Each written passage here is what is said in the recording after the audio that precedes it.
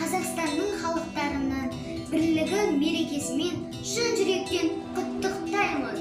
Қазақстанның көп ұлтты халықтар арасындағы бірлігі нығая берсін, береке бірлігіміз арта берсін.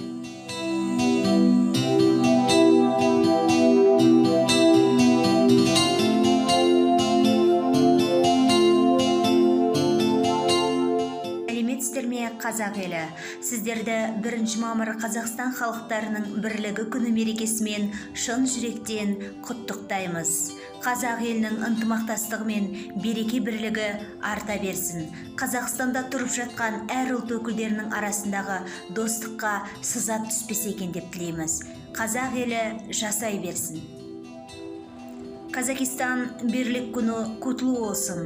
Benim dilerim çok mutlu günler ve berenceli, çok çapışmalı, malentinizi, bayronizi, öğretmenizi, ailenizi ve birbirinizi çok sevmelisiniz, şefkatimiz, sevgimiz ve desteğimiz daima sizlerge birlikte olacaktır.